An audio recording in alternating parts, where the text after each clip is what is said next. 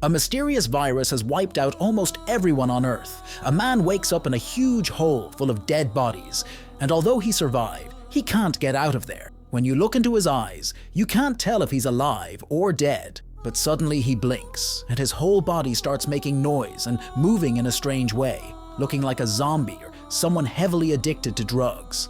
When he comes to his senses, he realizes he's in a deep hole full of decaying bodies. He sees a woman up above and asks for help. She thinks for a moment, throws him a rope and runs away. Before leaving the hole, he finds a gun. After walking for quite a while through the dark, rainy forest, he finds a house. He loads bullets into the gun and enters, where he finds a group of people discussing whether or not they should help the man who was in the hole. Everyone notices he's there, and chaos ensues. They point guns at each other, saying it's one another's fault for all those deaths, and no one knows whose house it is.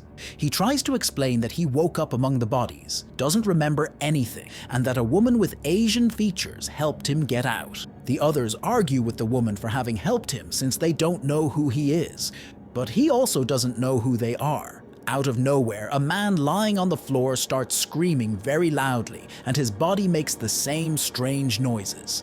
A beautiful blonde woman tries to help him while the others watch in fear. The man who got out of the hole asks what this is and what's happening to the guy, but the guy says he doesn't remember anything. The blonde woman says none of them remember anything. Hey, what would you do if you woke up without memory in a forest with a scary cabin? The movie I'm going to summarize is called Op3n Gr4v3. It's a very good film that mixes horror, mystery, fiction, and suspense.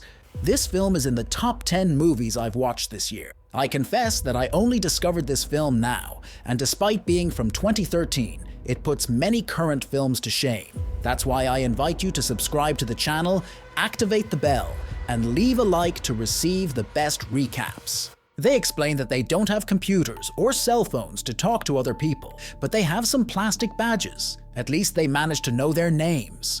The blonde girl says her name is Sharon. One man says he's Michael, and the other, who has a rifle, is called Lucas. The one who just woke up is Nathan, but here, he's not a vampire if you caught that reference. The Asian woman and the man who got out of the hole don't have documents, and the woman just stays quiet, drawing some strange symbols. The man who got out of the hole tries to understand what she's writing and why she saved him. The others explain that the woman doesn't speak. She hears everything but can't say anything, and she also doesn't understand English. But you can see that she knows more than everyone else because she woke up before the others. The group decides to explore the house to try to figure out why they're there. The whole man goes with Nathan. They look at a storage room and see a calendar on the refrigerator with marks, and April 18th is marked in red. According to the calendar, today is the 16th, so something will happen the day after tomorrow. At this time, Lucas and the Asian woman try to understand some identical marks they both have on their arms, looking like needle marks. Meanwhile, Michael finds a cabinet full of guns and bullets. Everyone decides to take weapons, just for safety. Sharon takes the whole man to the showers and tells him to take a bath. When he's alone, he starts having strange memories for the first time. During the shower, he tries to remember who he is, what his name is, and what will happen on the 18th, but he can't. Suddenly, someone shouts that the Asian woman ran away to the forest. Everyone grabs weapons and goes looking. Michael and Nathan stay to watch the house. The two look at the library, and Nathan realizes he knows Latin and understands various medical things. And Michael discovers that his body remembers some things, like how to load a gun quickly. The rest of the group walks through the forest, and the whole man remembers carrying a body that had a scorpion tattoo. They find a dead man tied to a tree with barbed wire. Looking around, they see there are more bodies like this.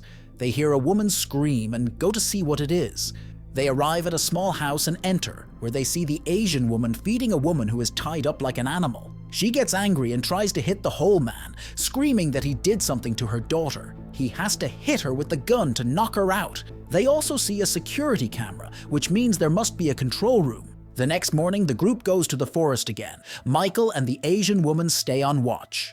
Suddenly, they hear a very loud scream of a man coming from the forest. He finds the man in a clearing, tied up with barbed wire. Michael tries to help, but the man strangles him with the wire and sticks a pointed piece of wood into his neck. Meanwhile, by coincidence, Nathan finds some cars in the middle of some branches. They start them up and see they work. The whole man decides to leave with the group, but before making any decision, Lucas finds a photo in the car showing everyone except the whole man. They are suspicious of him. Suddenly, the Asian woman appears saying that Michael needs urgent help. Everyone runs to help him, but he dies choking on his own blood. The whole man kills the man who is trapped in the fence because he is laughing. They decide to look over the entire place and separate. The whole man and Sharon arrive at an old building, which also has the number 18 written on the fence. They search around the place and Sharon sees a boy running. They run after him, but he locks himself in a storeroom. They can see him through a crack and try to find out what he knows. The boy yells for Jonah to go away because they will arrive tomorrow. The man finally discovers that his name is Jonah and is surprised that the boy knows this. The boy releases an angry dog against them, but fortunately, the door is strong. Jonah gets angry and tries to break the lock with the gun, but can't. Meanwhile, Nathan sees that Lucas is not well. He has a severe headache and is having strange memories, showing that he knows the Asian woman. He holds her hand tightly, very nervous, but Nathan calms him down. After that, they tell Lucas to rest. Nathan, with some theories in mind, asks the Asian woman to show him where the house with the tied-up woman is. When they get there, they see the woman has escaped, and they go looking for her. They find some sheds in the forest where Nathan finds a pair of glasses. He tries them on and realizes they are his. Nathan also begins to remember that he conducted experiments on people. Nathan stays there, and the woman goes back to the house where she sees Lucas again. He starts following her, saying he remembers her, but the Asian woman locks herself in the attic to escape from him. Looking for the woman, Lucas finds an entrance to the basement, where there are several medicine bottles, plates with human brains, and the control room to view the cells.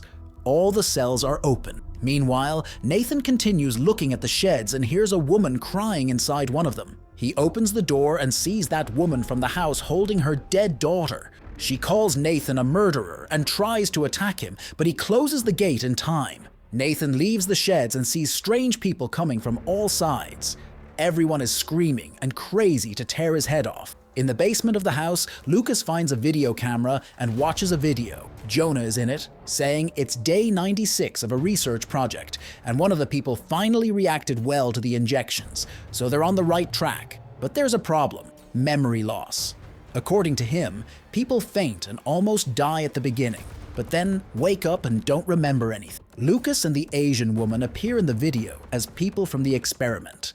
Meanwhile, Jonah and Sharon are still exploring the forest until they suddenly stop with a tree falling right in front of them. Jonah goes to see and finds a group of scary people knocking down trees.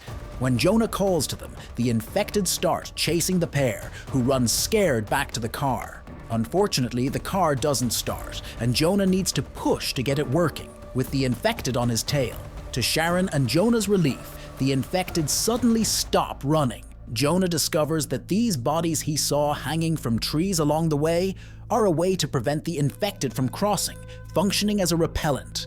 That's why there are so many of them around the cabin. The two return to the house where Lucas waits for them, armed and nervous. He points the gun at Jonah and shouts that everything is his fault because he experimented on them. There are videos proving it. Sharon asks Jonah for explanations, but he says he still doesn't remember anything. Lucas then lets Sharon see the video, and crying, she takes his side. Jonah tries to explain himself, but Lucas hits him with the gun. When he wakes up, Jonah sees that Lucas is dragging him to the hole with the bodies and throws him in there. He moves among the bodies and sees the young woman with the scorpion tattoo, whom he probably killed. Lucas is very agitated and runs to the house with Sharon and the mute woman, asking for the car keys. The women realize he's crazy. Sharon asks him to sit down and calm down, but Lucas starts acting like a madman. He pushes Sharon and chases the mute woman around the house. After catching her, Lucas tries to force her to be intimate with him. Sharon arrives in time to help and scares Lucas with a gunshot. He jumps through the window and runs to the forest. Meanwhile, Jonah is suffering in the hole with the bodies. It's hard to breathe, but the Asian woman appears again and throws him a rope. Jonah gets out and asks the woman to go back to the house and stay away from him. He himself will look for the boy who must know something. After returning to that building, Jonah finds something like a war hospital. He finds a map of the place with a marked path. Jonah has more memories of himself asking a man to take a box because it was his last chance. Jonah hears a noise and finds two sick people. He drops the car keys, but the crazy woman picks them up, swallows them, and tries to attack him. Jonah has to kill her. We see him driving the car with the bloody keys hanging. Jonah meets some people on the road. The boy is with them. His mother, who is sick, is tied up in the car, while the boy's grandmother points a gun at Jonah and asks him not to give them any more injections. He tries to find out what he had done, but they leave. Jonah sees that same box with the vials near an abandoned car. He has more memories.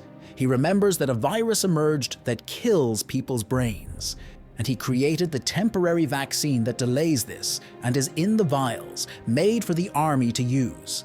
He finds a dead driver inside a car and a document with his name, Jonah Cook. He also finds a happy photo of him with Sharon, showing that the two are a couple. Out of nowhere, a car crashes into his. Lucas is driving and he's very sick. Jonah tries to help and explains that he didn't want to harm anyone. On the contrary, he tried to help. Jonah is about to give Lucas the vaccine, but he attacks and tries to strangle him. Jonah hits him with a rock and he calms down. Jonah asks him to hang on, but Lucas says his head is in hell. Before dying, he remembers when he thanked Jonah along with the others, celebrating that they were alive and had recovered their memories. But the party ended when a sick woman escaped from her cell before receiving the vaccine. Nathan had forgotten to lock the cell, so not everyone was saved. Meanwhile, Nathan remembers everything and runs to look for Jonah. He goes to the house where Sharon is. Suddenly, the sick people appear and they fight against the sick people attacking the house. Jonah runs to save them, and on the way has the last memories of when everything went wrong. Several crazy sick people had escaped from their cells. Jonah asks everyone to gather in the house and take the vaccine, but a sick man reaches him and accidentally pushes him into the hole with the bodies.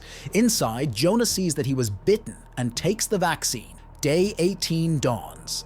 Nathan and Sharon continue fighting against the sick people, and Jonah is running to help. They hear the sound of helicopters arriving, and the sick people are dying one by one.